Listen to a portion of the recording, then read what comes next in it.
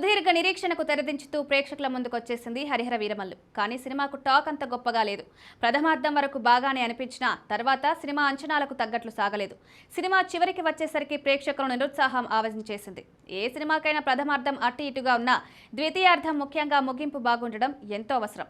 అప్పుడే ప్రేక్షకులకు మంచి అనుభూతి కలుగుతుంది, సినిమా మీద సానుకూల అభిప్రాయం కలుగుతుంది. కానీ ఈ సినిమా విషయంలో అది జరగలేదు. అందుకే ఎక్కువగా నెగిటివ్ టాక్ స్ప్రెడ్ అవుతోంది.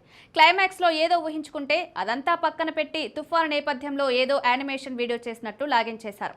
పతాక సన్నివేశాల్లో ఏం కోరుకున్నామో అదంతా హరిహర వీరమల్లు పార్ట్ 2 యుద్ధ భూమిలో చూసుకోమని సెలవిచ్చాడు దర్శకుడు జ్యోతికృష్ణ.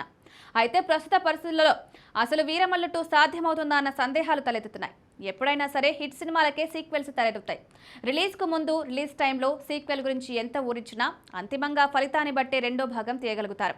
తొలి భాగానికి సంతృప్తికర ఫలితం రానప్పుడు సీక్వెల్ తీయడానికి అడుగు ముందుకు పడదు. అయితే మొన్నటి ప్రెస్ మీట్లో ఇటు దర్శకుడు జ్యోతికృష్ణ, అటు హీరో పవన్ కళ్యాణ్ వీరమల్లు 2 గురించి ప్రస్తావించారు. రెండో భాగానికి సంబంధించి 25 నుండి 30% చిత్రీకరణ కూడా పూర్తయినట్లు స్వయంగా పవనే వెల్లడించారు. అయితే సీక్వెల్ తీయడం ప్రధానంగా పవన్ చేతుల్లోనే ఉంది. వీరమల్లు పూర్తి చేయడానికి ఆయన ఎంత ఇబ్బంది పడ్డారో తెలుసు.